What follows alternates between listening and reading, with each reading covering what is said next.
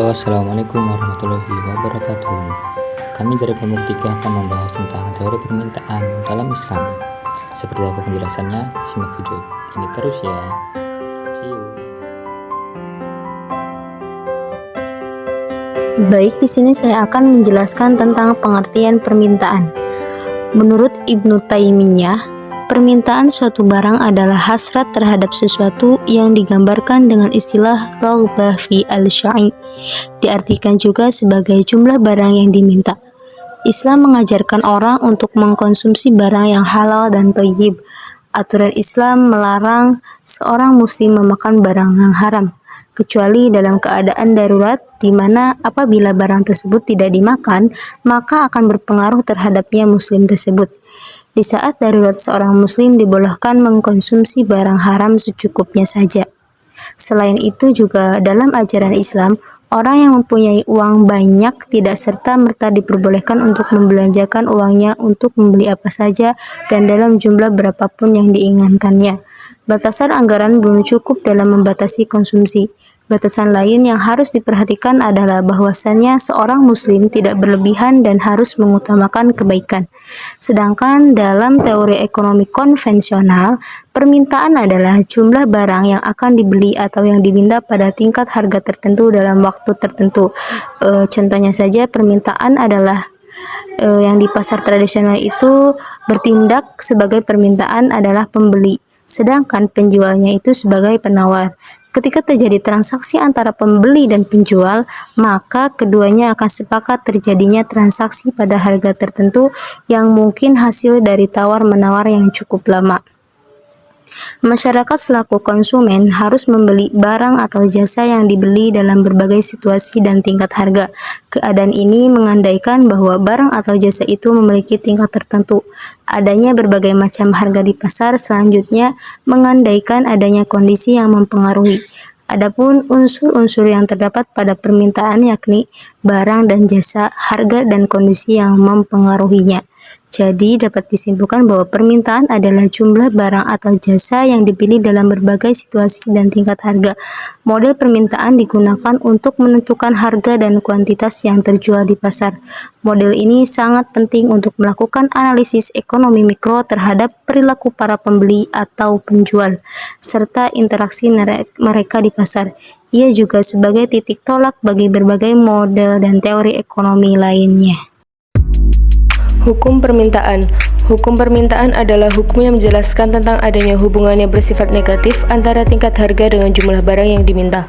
Apabila harga naik, jumlah barang yang diminta sedikit, dan apabila harga rendah, jumlah barang yang diminta meningkat. Karena hakikatnya, makin rendah harga suatu barang, maka makin naik permintaannya terhadap barang tersebut.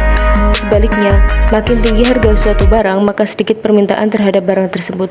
Dari hipotesa di atas, dapat disimpulkan bahwa, yang pertama, apabila harga suatu barang naik, maka pembeli akan mencari barang lain yang dapat digunakan sebagai pengganti barang tersebut. Dan sebaliknya, apabila barang tersebut turun, maka konsumen akan menambah pembelian terhadap barang tersebut. Hipotesa yang kedua, kenaikan harga menyebabkan pendapatan real konsumen berkurang, sehingga memaksa mengurangi pembelian terutama barang yang akan naik harganya. Pada hukum permintaan berlaku asumsi ceteris paribus, artinya hukum permintaan berlaku jika keadaan atau faktor-faktor selain harga tidak berubah atau dianggap tetap.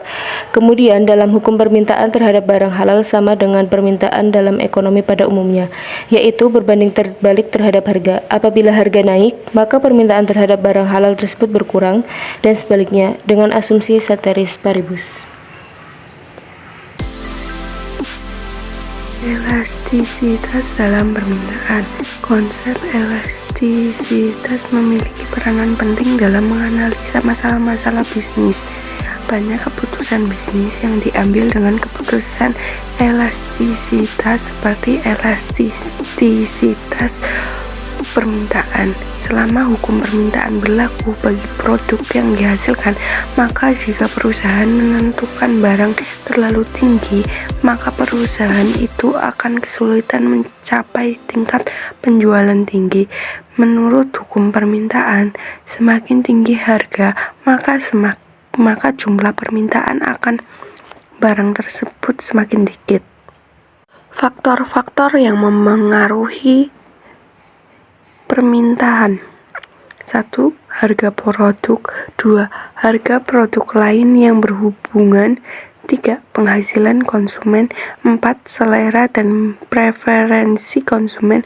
5. Harapan. 6. Jumlah konsumen. Materi selanjutnya adalah tentang jenis-jenis kurva permintaan. Yang pertama, kurva permintaan miring ke bawah atau downward sloping demand curve.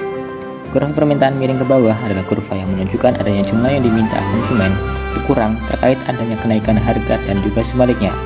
Yang kedua, kurva permintaan miring ke atas atau upward sloping demand curve.